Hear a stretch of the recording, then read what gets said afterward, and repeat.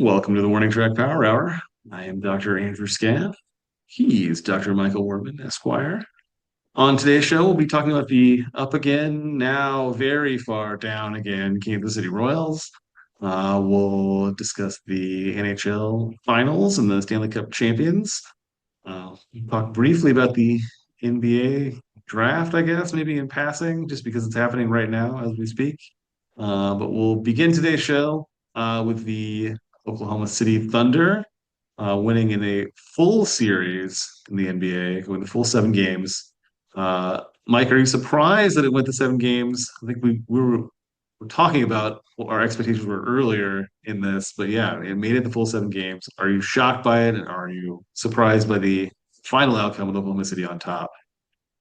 I'm not surprised Oklahoma City won going in. I thought Oklahoma City would probably win in 5 games or so. I think that seems to be what consensus was as well. That Yeah. Oklahoma City was the superior team, but Indiana played really well. A lot of the games they really held Oklahoma City down. They had some really timely clutch shooting from Haliburton and others.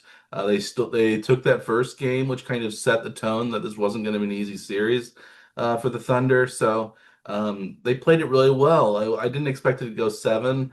I think it might have gone differently had Haliburton not gotten injured in the last game. He was already looking a little bit tired, and he was kind of maybe injury prone already or something. He before the game he was kind of I don't wasn't he sort of He'd maybe just been wear and tear of the playoffs. he'd been battling like some cap tightness like That's right. Yeah. during like the last 3 games of the series basically, Yeah. but he kind of played through it until Mhm. this Achilles injury happened, which is something similar that we saw like Kevin Durant have happened to him during the playoffs.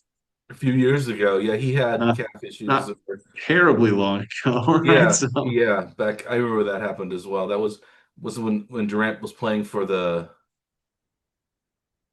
I don't remember if that was when he was still with the Warriors or if he was with the Nets or something like that maybe at that point. I think maybe, yeah.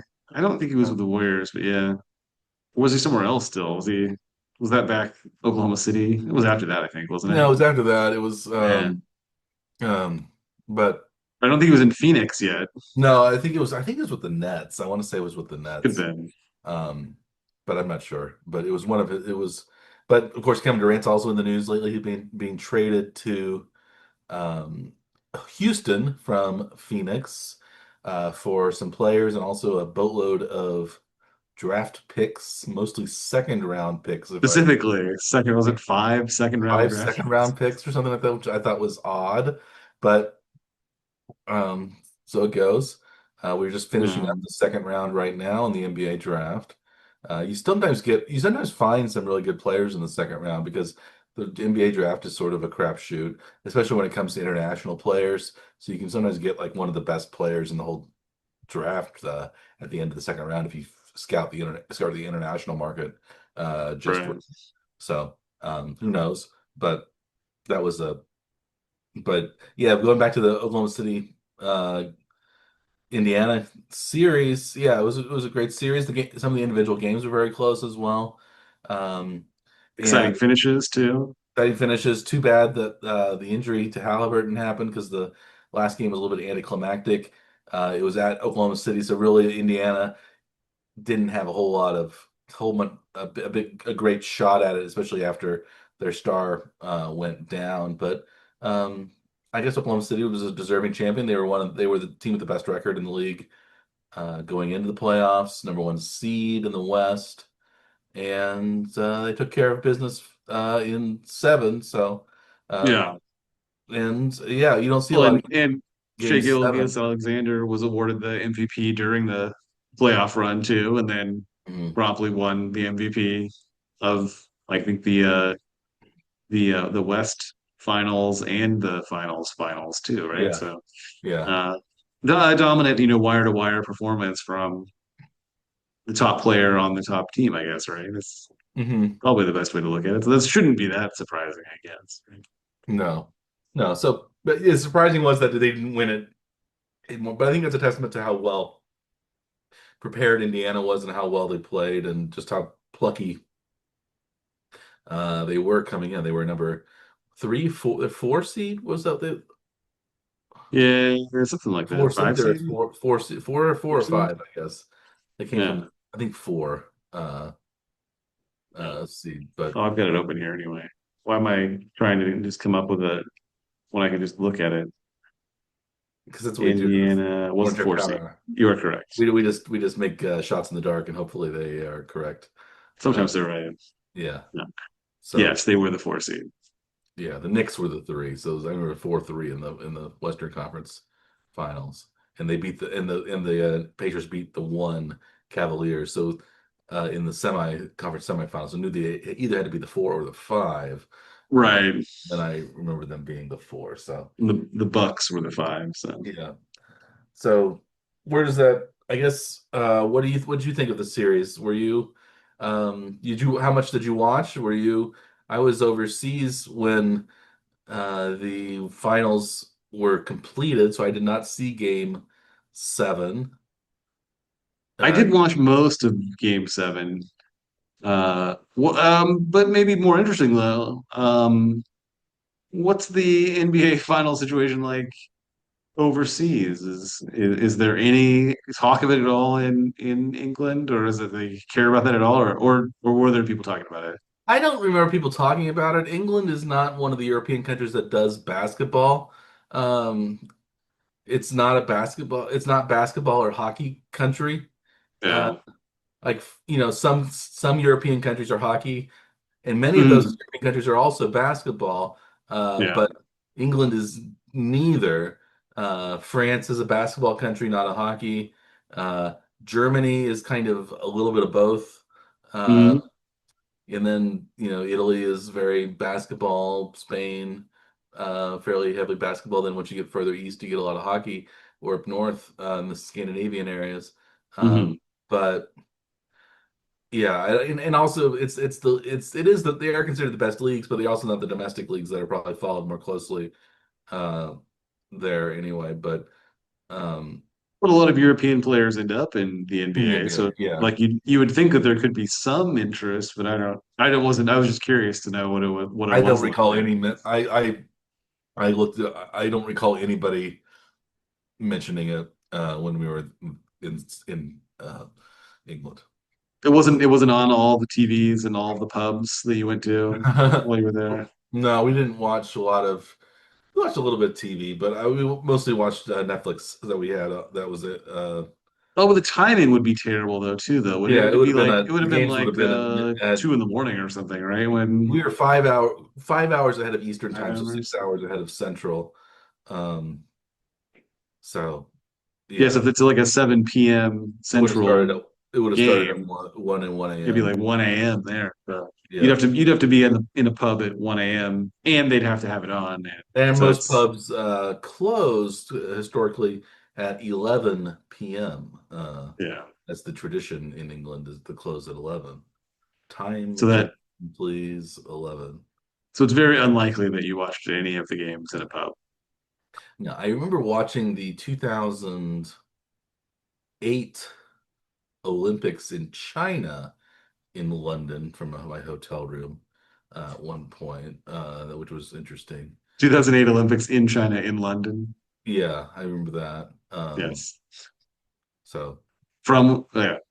Wait, now what the Olympics were in China, they were in China. 2012, they and were you in were and you were watching them the Olympics from China in London. London, though. In Yes, London, yes, right. yes. Um, But then in 2012, you watched the 2012 London London Olympics Olympics from from. Netflix. From Oh, Net. you were supposed to flip them. I think you did it wrong. Chai from China? You should have gone to China in 2012 to Yeah, watch I them. didn't go to China. Yeah, you But did. yeah, You did it wrong, Mike. I'm sorry to tell you this yeah, now, but yeah. retroactively, yeah, you did it wrong. Yeah, we'll see how the 2028 Olympics go from Los Angeles or the 2026 World Cup from the tri hosts USA, Canada, Mexico. I guess currently the Club World Cup is going on, right, in the United States and environs. I don't, have you been following that at all? The last thing I heard was that what the Miami MLS team, with Messi on it, had done well. Like they'd beaten a European team. I think it was one of the first times an MLS team had ever beaten Yeah, I saw that. a European League team in an actual game, not a friendly kind of exhibition type game.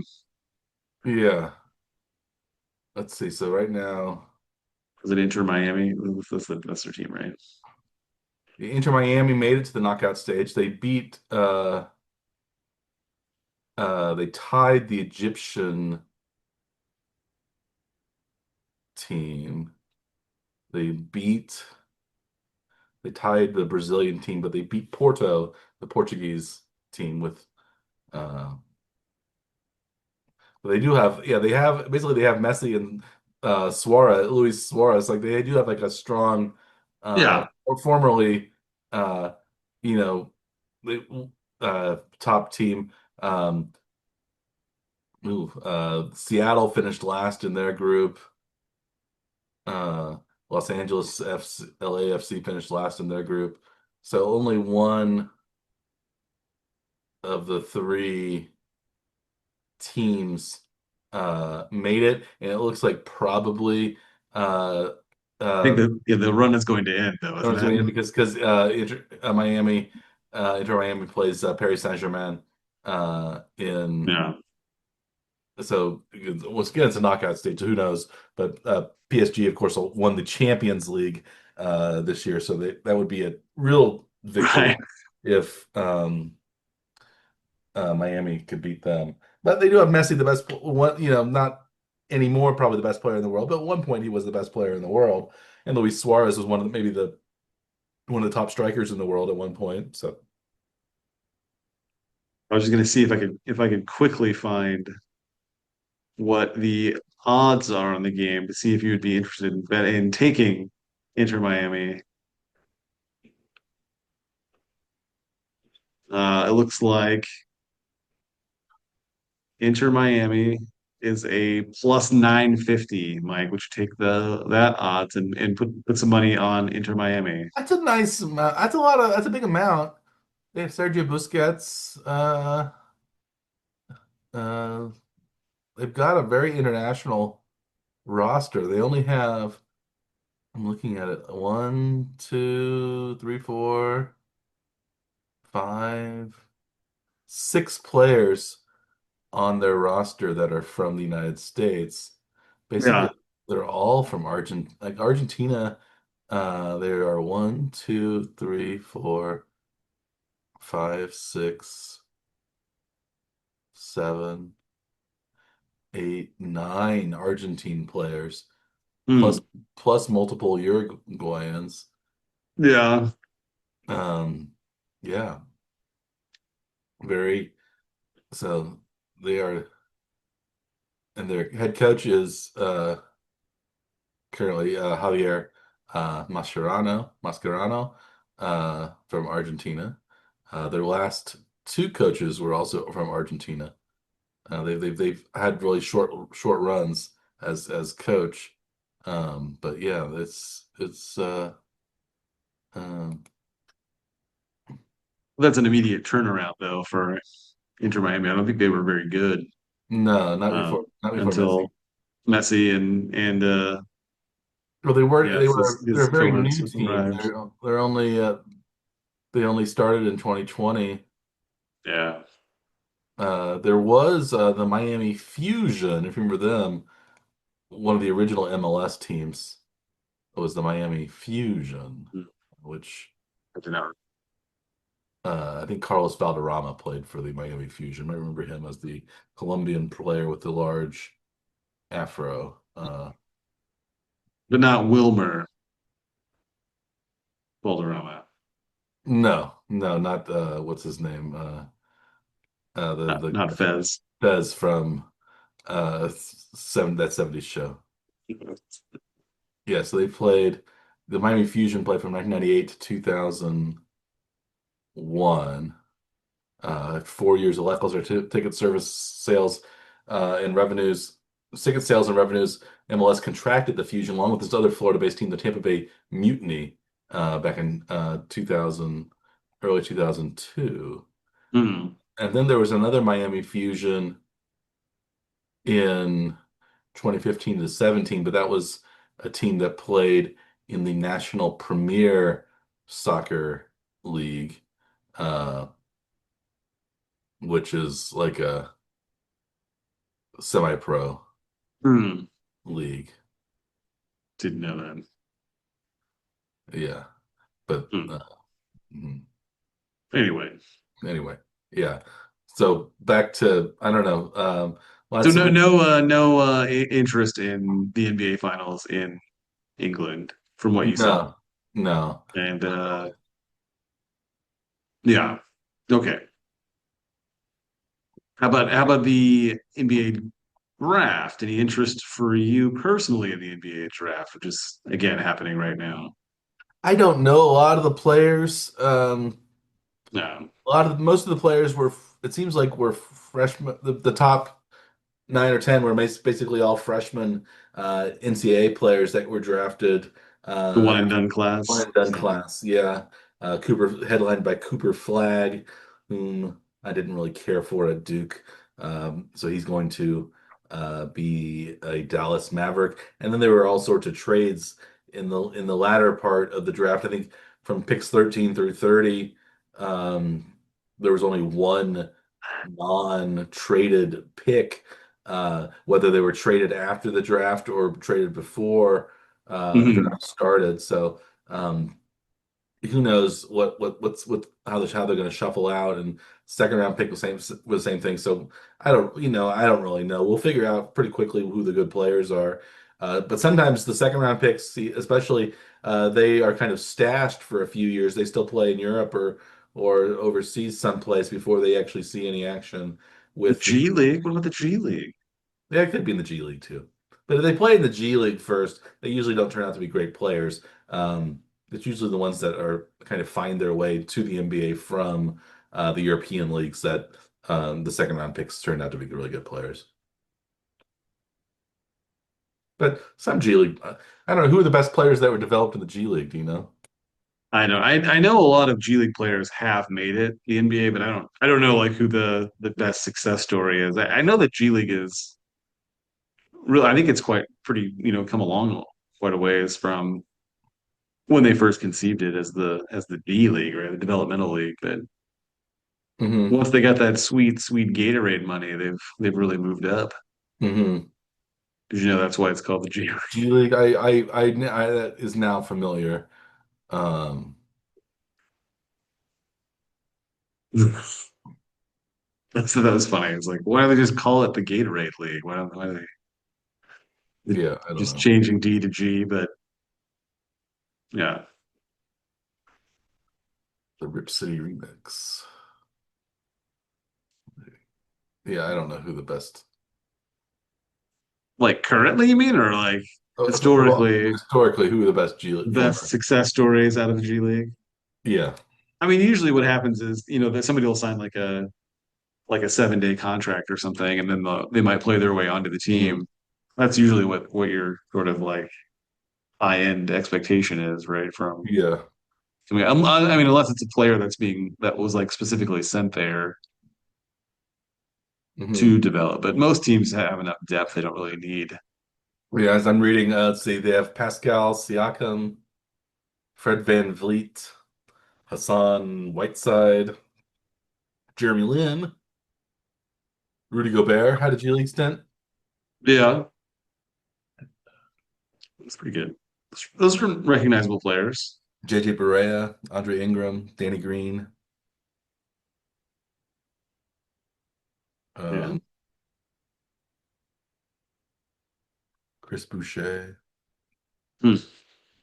But yeah, so not huge stars, but some notable names have played at the G League.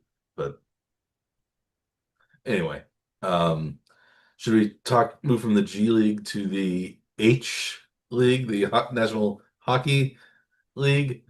which of course was is of course anything but national since it's has American and Canadian many American and Canadian teams. Because the NHL has and the NBA still has one Canadian team. At one point had two Canadian teams with the Raptors and the Vancouver Grizzlies, who have been in Right. Memphis for many, many years now, uh, where there are no Grizzlies, but other than the ones on the court in Memphis.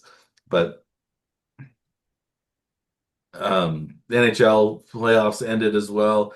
That series only went 6 games, where in the Florida um, Panthers won 4 games to 2 over the Edmonton Oilers. So we have another year of no Canadian champion. The Oilers were knocked out for the second straight year in the finals by the Panthers.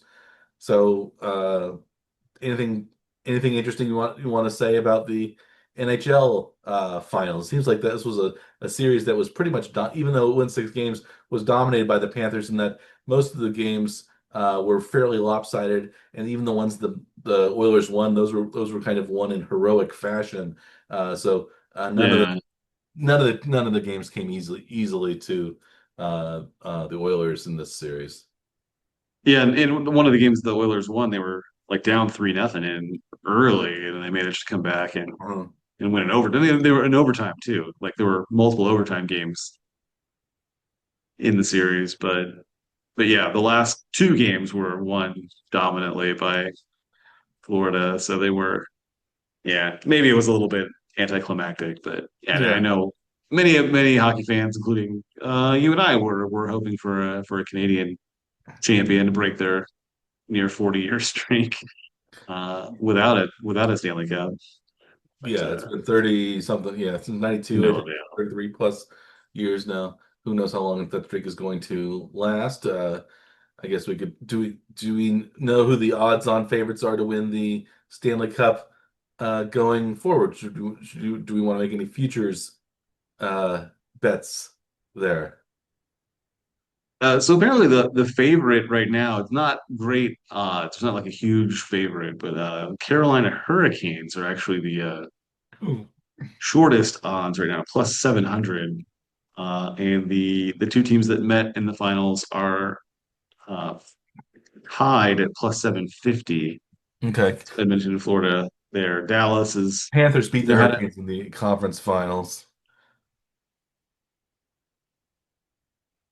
this what? past. The Panthers beat Oh, the Hurricanes in the conference finals or this yes. uh Right. last year. Yeah. Right.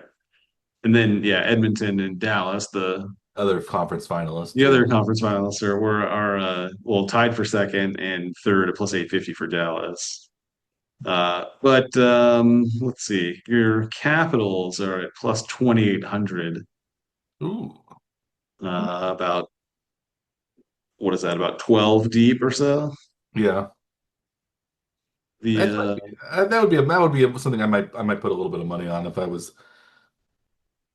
betting. Just because I'm a fan of the Capitals and Ovechkin, possibly his last season. I'd like to see him win another championship after breaking Gretzky's goal record this year. Where are the Penguins? They're probably way down, aren't they? they are pretty far down. They're like third from the bottom at plus 28,000. Yeah, I think because I think maybe they're not going to be with Crosby any longer, or Malkin is no longer going to be on the team probably. I Yeah, don't. so they haven't transitioned to a younger Yeah, roster as quickly as maybe some of the other teams have, I guess. yeah. The Blackhawks Malkin's been in yeah, he's still on uh the Penguins, yeah, but he is 38 years old now. Uh right. Well, he uh wasn't one of the primary goal scorers. He was more of well, for many a years he was. setup man, For many years assister he for a was lot of times too, though. yeah, But many years he was one of their best. Well, he is one of the best players in the NBA. He was as good just about as Crosby. They had uh um but of course but in recent times, I think he became more of an assist guy than yeah, a scorer yeah, himself. yeah.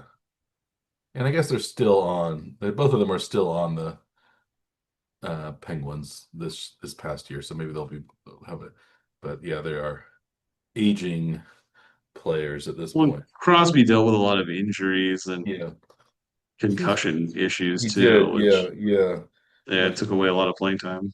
hmm Although his last three seasons, he's played 82 games, and 80 games. So he's been playing. Yeah. Um, Yeah, it took away a lot of playing time from his like prime though, what should have been his prime. mhm.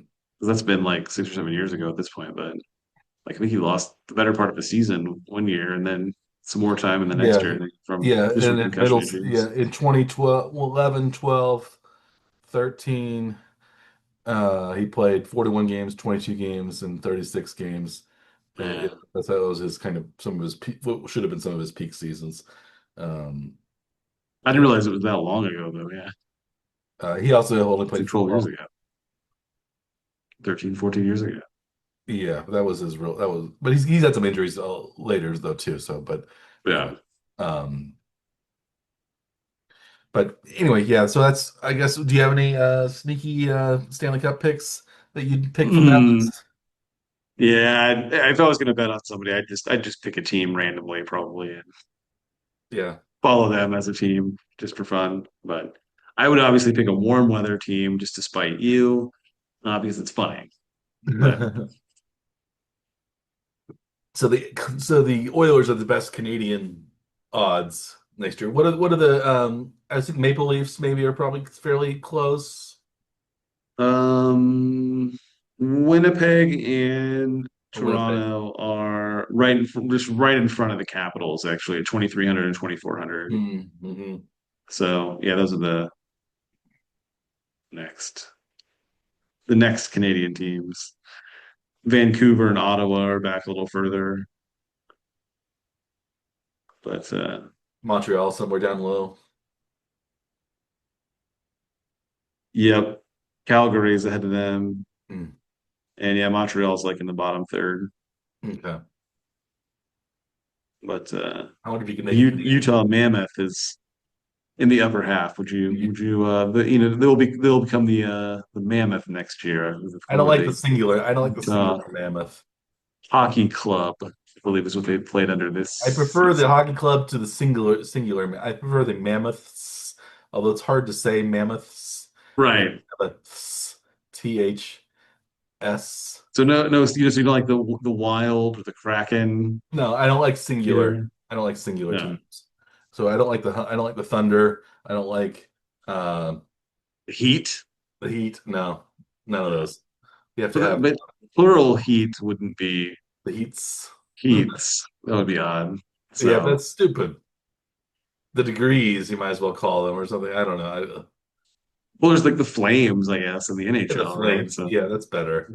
that implies heat, but doesn't like Yeah. overtly call But it it's the heat. Phoenix. It's also the Phoenix Suns. It's not the Phoenix Sun, Yes. which is what the NBA and WNBA team was the Mohegan was the Connecticut Sun because they played in Yeah. Sun Arena. But yeah, so it's the Suns. I like that better. I like the plurals, or the teams that seem like they're plural, like the White Sox with an X, or the Red Sox with an X. Right. The Jazz, at least it ends in an S or a Z sound, but I don't care for them either. The Jazz. There is one more NHL hockey team though with a non-plural name, but it's sort of plural, I guess, right? From Tampa Bay, Oh, the Lightning. I don't like the Lightning either. because that's kind of a collective noun, though, right? The It's not a Bolts. yeah. Yeah, yeah. I'm happy that all the NFL teams are all plural names, and I don't think any NFL team should be allowed to be a team without a plural. And same for for Major League Baseball. None of those teams are non. They all end in S or the F Yeah. that sounds like an Sox. There is one outlier, not in the S, the plural, but the team that doesn't use a city or state designation for their Oh, yeah, Their the name random anymore. It's athletics. the Athletics. Yeah, that Well, seems. it's going to be Las Vegas at least at some point. So Well, hopefully, it's no, still a few years away. But who knows when? Yeah. yeah. Los Atléticos. Let's we're talking about futures betting.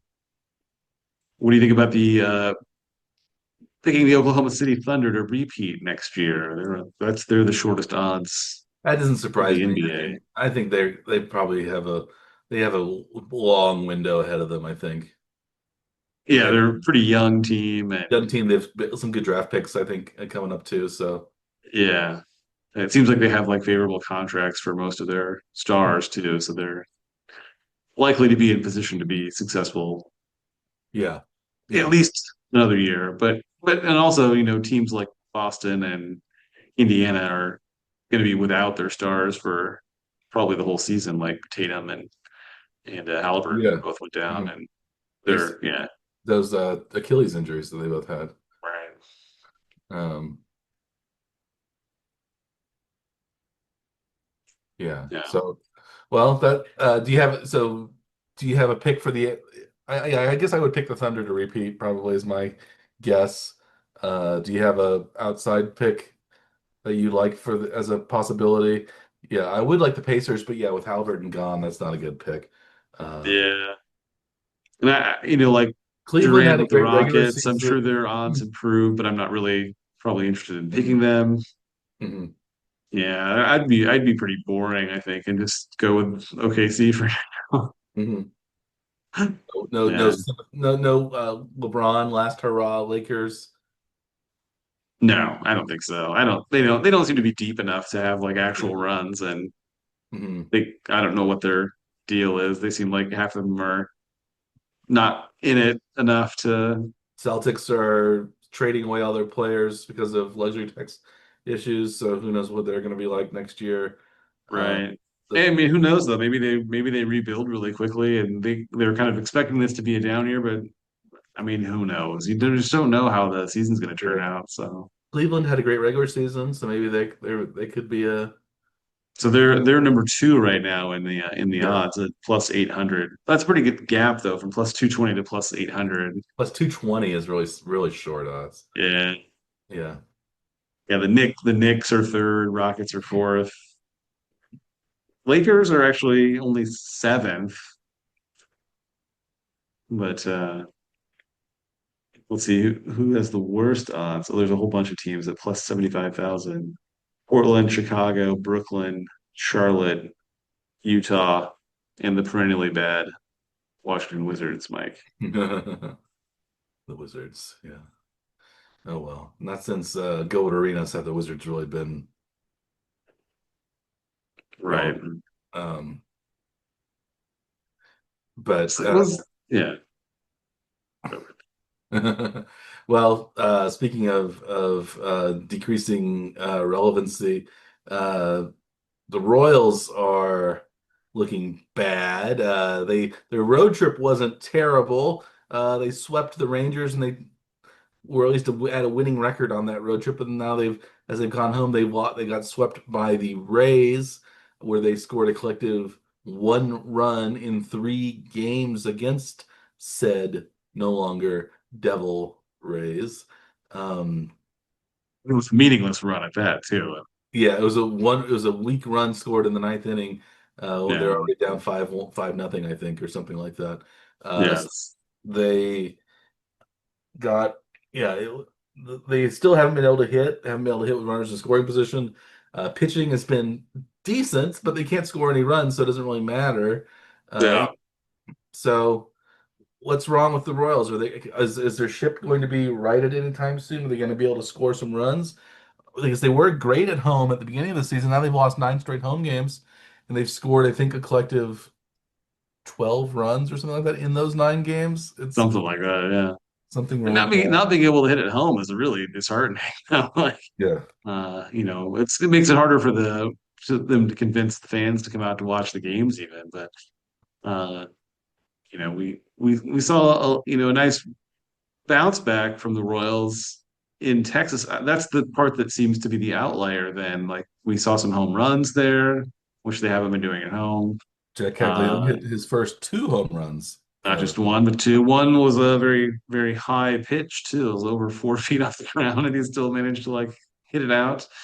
Uh, but since then, I don't think he's had any hits since that series. I think he's in a bit of a funk now too. I think he's over his last He's down, 12 he's down or to like more. 178 or something is his batting average. Yeah. Um, So yeah, so he seems to be struggling.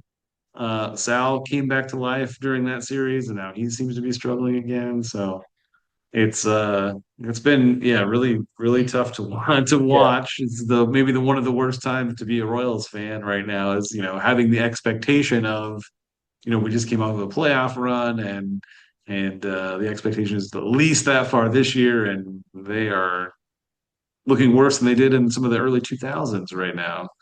Yeah, they've lost.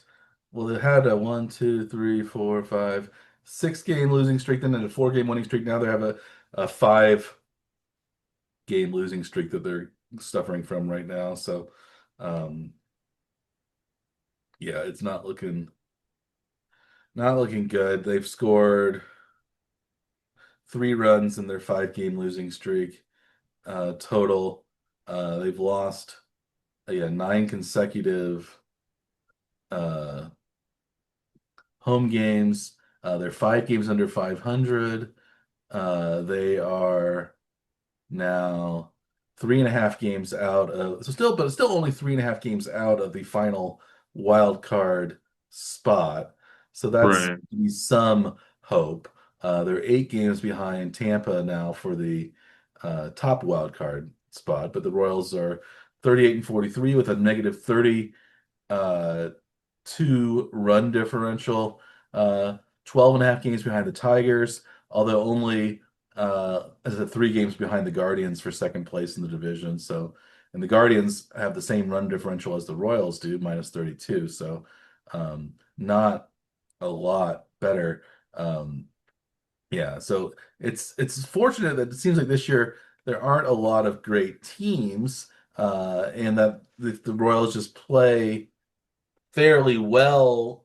If they can maybe win 83 games, 84 games, they might even make it uh into the playoffs. Right now, they're exactly halfway through the season. They're 38 and 43, so their record will be 78, 76 and 86 if they have the exact same pace uh to end the season. So that would be 10 games less than 10 wins less than last year, 5 games back from last year, I guess we would say. But yeah, so they're under their expectation for wins this year, which was 81 and a half, 82 and a half. What was their 82 and a half was the 82 and a half? expectation. Yeah, which I went over, you went under, so maybe you're looking good for the under. Right now, it's things have changed where your predictions are doing better than mine in terms of the over-unders. Where are we on our futures predictions, Dr. Scott? As a whole, we're not doing very well. We made 8 picks total, Hmm. and we've only got 3 of them trending towards what our picks were anyway. You've Atlanta being under 93 and a half wins, and right now they're on pace for only 75 wins. So you're looking really good on that one. Yeah. But the Royals pick for me is one that was correct. And now Houston has been playing on fire the last couple of weeks, and they're well over their 86 and a half win expectation, which I had the over on that one. So everything else is not looking so good right now, Mike. So some of them are trending towards a place where they're like, they could flip. Yeah, But my White Sox are looking better since Pope Leo XIV has become Pope. They've vastly exceeded their expectations. right. So he seems to Yeah, have been a blessing for them. their expectation has gone up by 20 games since we checked in on this last. They were only expected to win 32 games when we looked at this a couple weeks, like 3, 4 weeks ago, I guess. So and now they're at 52 wins is their expectation. They're on pace for the over under was 54 and a half, so they're getting pretty close to that. Yeah, so I'm Yeah. feeling a little better about that. Um, The difficult thing for the Royals is, that All-Star break is coming up not too far from now, but they have some tough games coming up, Mike. They've got three-game series with the Dodgers here, is next for this weekend. Then they go on the road and play the Seattle Mariners, who've been playing pretty well, and have Mhm. the another possible MVP candidate in um, their catcher, Oh, Cal Raleigh. uh, Cal Raleigh, yeah, switch hitter, He's got who has 30 a home great runs. nickname. Have you seen his nickname? Sir Walter Raleigh. You would guess that would be Sir Cal Raleigh, something like Yeah. that. No. The big dumper. A big dumper. Ew. Maybe one of the not greatest nicknames. No. Yeah, after they play Seattle, though, they'll be heading down to Arizona before they get Pittsburgh back here, and then the Mets in Kansas City to finish the first half of the season. First half. Yeah. Even though we're at the halfway point The now in halfway point right games, now. but Yeah. yes, The post All-Star break half. right. So it seems like now the Royals maybe will be well, they're still in the playoff hunt, so maybe I would guess they're mostly going to tread water during the trade deadline unless they plummet in the next month. They'll probably be slight buyers, slight sellers. I guess maybe Lugo might go someplace, but I think it might. We'll see what Reagan's if he comes back because the Royal. And that's going to be tricky though. Now, I mean, even as a trade piece, is going to be difficult because he has like a rotator cuff injury that Yeah, they're it's trying to decide what to do with still, but yeah. he's going for a second opinion sometime to have him look at it, which usually means that the first opinion was Something probably that needs doesn't some kind sound of good. surgery and Troubling. probably going to be out Yeah, for the year. yeah. Yeah. Well, we'll find out. I don't know. Any other Royals news? The Royals just haven't been good, so it's not really something to, they've been bad on in the field. They've been bad at the plate. The pitching hasn't been terrible, but it hasn't been great. Their A pitching lot of basically. it's still the same kind of thing, like bullpen usage and how long they leave starters in. Like today, they left Lorenzen in to face the 2, 3, 4 hitters, and he gave up back-to-back home runs. Mhm. Why he was allowed to start that inning seems a little surprising, but after giving up the first home run, he still stayed out there. That's it. The kinds of things that are like, there should be like a designation for like ERA given to the manager Yeah. for like not taking players out when they obviously should be coming out. But If only there were some sort of acronym like TOOT plan that could be used uh, yes, for dumb, nincompoop-esque mistakes made by management. yes. I've Uh, wanted to go back and like just like recalculate ERAs and just have a Q ERA for Quatrero that gets assigned to him instead of the starting pitcher, so you could have a little better idea as to how you could assign some of the runs that are scored late in the game, late in the pitcher's start. That maybe somebody should have intervened and not allowed them to pitch as deep into the game as they have been. Like certain pitchers are given more leeway than others. Like the veterans like Lawrence and Waka are given extra opportunities to inflate their ERAs when some of the younger guys like Bubic and you know what's his name? The other starter that came up, the lefty that came up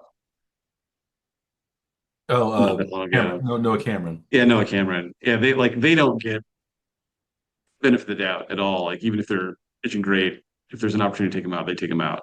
So they may be the ones that probably should see some opportunities later than some of these Mhm. veterans who we know can't do these things. But uh, yeah, it's unfortunate watching how they do this.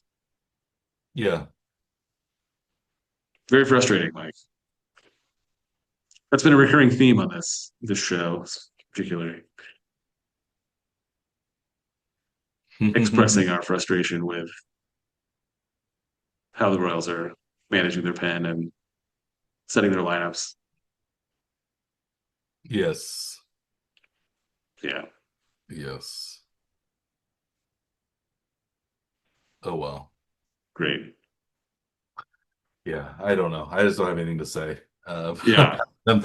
Uh, we don't know what the. We also don't know what the Royals or Chiefs stadium situations are. They've become murky.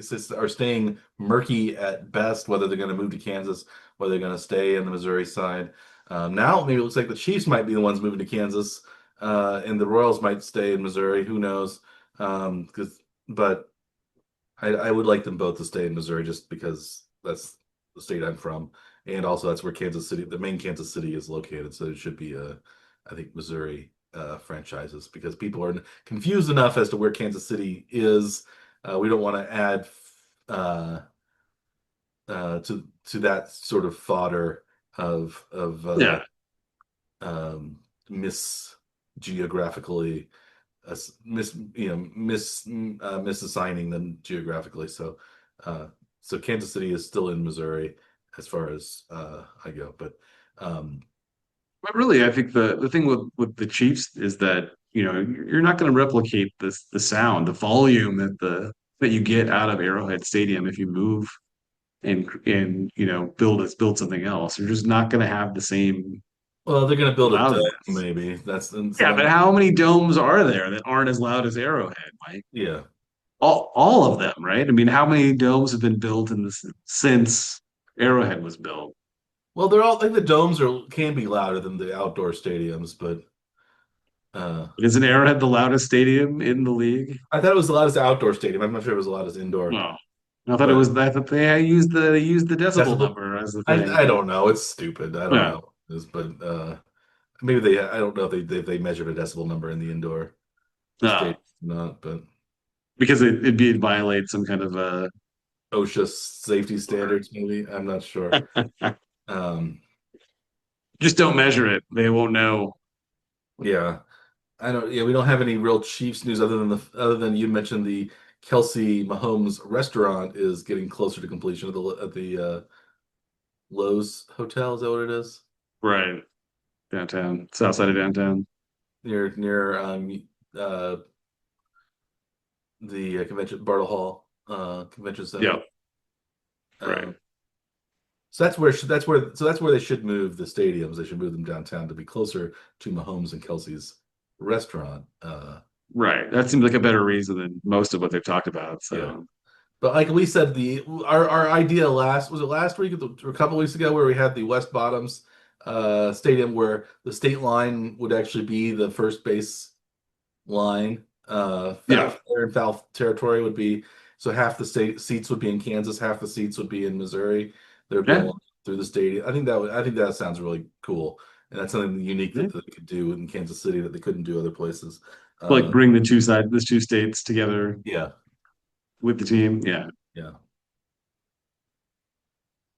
Yeah. The only thing that gets tricky though is if you buy concessions from the a vendor on the first base side, do you have to pay the Kansas tax versus the Missouri tax?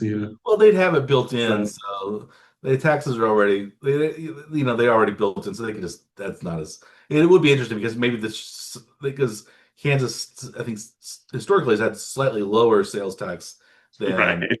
Missouri has, but I think they'd make more money on the slightly more money on Kansas concessions than they would on Missouri concessions if they were priced the same. You also couldn't have a concession stand maybe built on the state line because then who knows where the food was being crossed or something like that. Right. Like, Uh, oh, it's being produced in Missouri and then sold in Kansas. So, or they could say somehow they could make some sort of regulation to say that this is the stadium, the tax money is where wherever which cash registers are Missouri, which one's Kansas or something like that. yeah. Um, but yeah, I don't have a whole lot more to say about tonight's episode. Do you have anything else to add, Dr. Scaff? Uh, I think maybe we just mercifully end it with mercifully end the this like Royals. Yeah. we'll mercifully end the Royals discussion and mercifully end the Warner Shark Power Hour for this week. The late week episode because of our overseas travel. We'll be back normal time next week, I believe, on a Tuesday, recording Thursday release of the Power Hour. Next week, we'll see what we have to offer you. We'll have more hard-hitting, hair-splitting analysis for you from your friends at the One Track Power Hour. But I think now, yeah, I think it is time to wrap things up. As always, I am Dr. Michael Werman. He is Dr. Andrew Scaff. We are the One Track Power Hour. Please like and or subscribe to our YouTube channel, which is available, of course, on YouTube, and our podcast, which is available on many different podcast delivery platforms. And we appreciate your patronage and your listenership, viewership, citizenship, uh, uh, acquaintanceship, friendship, all of those things here on the Power Hour. And there's some exciting games happening this week in Major League Baseball.